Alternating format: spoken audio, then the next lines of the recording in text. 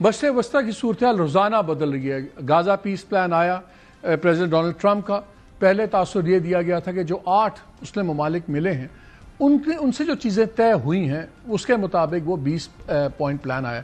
یہ اگرچہ 21 point plan تھا پہلے، اس میں سے 1 پوائنٹ گر گیا، اور وہ کہا جاتا ہے کہ وہ 2 ریاستی فارمولے کے اوپر جو بات ہونی تھی وہ اس کمیونیکے سے ہٹا دیا گیا.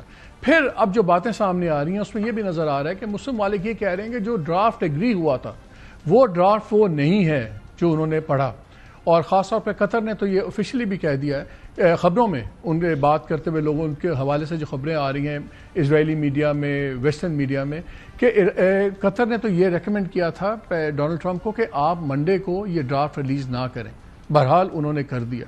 اور آج قطری جو پرائم منسٹر ہیں انہوں نے یہ بھی کہا ہے کہ جی یہ پرنسپلز پہ ہمارا ایگریمنٹ ہوا ہے لیکن ڈیٹیلز ابھی ہوں گی. کیا یہ معاہدہ آگے چل پائے گا، کیا ہوگا، کیا نہیں ہوگا، کیا سچویشن، اس پہ ہی بات کریں گے. لیکن پروگرام کے پہلے سے ہم بات کریں گے جو پاکستان میں اس وقت بڑی انٹرسٹنگ خبر چل رہی ہے، اور وہ چل رہی ہے جو پی ٹی آئی کے اندرونی اختلافات ہیں. پہلے بھی گروپنگ تھی، پنجاب میں گروپنگ تھی، کے پی میں گروپنگ تھی، ہٹا دیا گیا علی مین گنڈا پور کو صدارت سے. جنید اکبر جو ان کے بالکل آرک رائیول تھے ان کو لگا دیا گیا. پھر ان کے جھگڑے وہ بھی سامنے آتے تھے. پھر گنڈا پور صاحب کبھی تیمور جھگڑا پہ، کبھی عاطف خان پہ ان پہ مقدمات چلوا رہے ہیں، کیسز درج کروا رہے ہیں کرپشن کے دوسرے. تو fight was in the open, لیکن ایک سیکنڈ ٹیئر کی تھی. اب ایک دن پہلے گنڈا پور صاحب نے دوسری ہی ایک دھماکہ کر دیا. انہوں نے یہ بھی کہہ دیا کہ جی علیمہ خان جو ہمشیرہ ہیں، ایک موو چلی ہے کہ ان کو سربراہ بنا دیا جائے پی ٹی آئی کا، اور یہ ایک بہت طاقتور ایجنسی کے ساتھ ان کے روابط ہیں، اسی لیے ان کے بیٹے بھی چھٹ گئے ہیں اور ساری چیزیں کھول کے وار ہو گئی. لیکن بڑی انٹرسٹنگ ڈیولپمنٹ ہے اس میں بھی. تھوڑے دن پہلے اطلاعات یہ تھی کہ خان صاحب نے یہ طے کر لیا ہے کہ اب وہ چینج کریں گے گنڈا پور صاحب کو. 2 ریزنز تھے.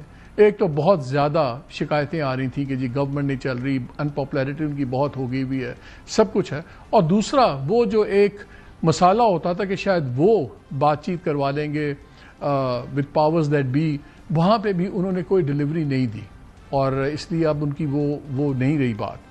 پھر انٹرسٹنگلی اچانک 6-7 ماہ سے ان کو اجازت نہیں ملی تھی، پھر اچانک ان کو اجازت مل جاتی ہے. وہ جاتے ہیں خان صاحب سے ملاقات بھی کرتے ہیں، اور بلکہ جو مقدمے کی کارروائی تھی وہ بھی 2-3 گھنٹے ڈیلے ہو جاتی اس وجہ سے جو خان صاحب کا کیس چل رہا تھا. وہ جا کے یہ بڑی باتیں کرتے ہیں. انٹرسٹنگلی اس سے پہلے ایک ملاقات ہوتی ہے جس میں مشال یوسفزئی صاحبہ اور بیرسٹر سیف الیجڈلی یہ بھی جب جا کے ملے تو انہوں نے بھی علیمہ خان کے بارے میں اسی قسم کی سخت باتیں کی.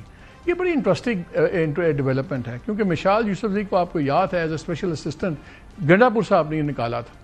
اور جو عام خیال یہ ہے کہ جی یہ 2 گروپس ہیں، ایک بشرا بی بی کا گروپ ہے، ایک علیمہ خان کا گروپ ہے.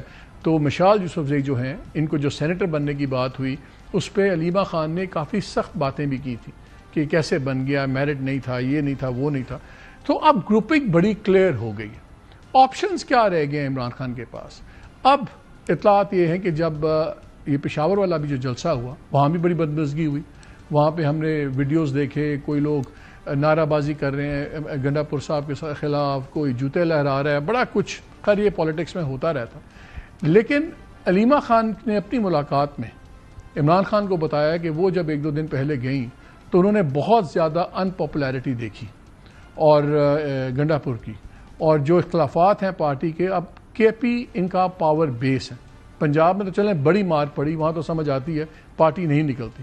لیکن اگر پاور بیس کے اندر بھی یہ حالات چل رہے ہیں اور اب اس لیول پہ چلے گئے ہیں کہ ایک مین جو پاور سینٹر ہولڈ کر رہے ہیں وہ اب عمران خان کی ہمشیرہ پہ اتنے سیریس الزامات لگا رہے ہیں، تو now the gloves are off جیسے انگریزی میں کہتے ہیں. ہوگا کیا؟ دوسری طرف گورنمنٹ از موسٹ کمفرٹیبل، اس پہ انٹرنیشنل پریشر کوئی نہیں ہے بلکہ رول ہی بدل گیا اب گورنمنٹ کا. اب تو ہم ریجنل پلیئر بھی ہو گئے ہیں، انٹرنیشنل پلیئر بھی ہو گئے ہیں. سو نہ انٹرنیشنل پریشر ہے، نہ سڑک گرم ہے، پارٹی کا یہ حال ہے. اب اطلاعات یہ بھی آ رہی ہیں کہ یہ بھی فیصلہ ہو رہا ہے کہ جو پارٹی نے ریزائن کیا تھا کمیٹی سے نیشنل اسمبلی کی اور سینٹ کی، اس کے اندر بھی اسٹینڈنگ کمیٹی میں واپس آ جانا چاہیے. سو کنفیوژن گلور ہے. اس پہ ذرا دیکھتے ہیں، کچھ سمجھنے کی کوشش کرتے ہیں. ہمارے ساتھ فواد چودھری صاحب ہیں، former federal minister of information, senior politician. یہ ابھی بھی اپنے آپ کو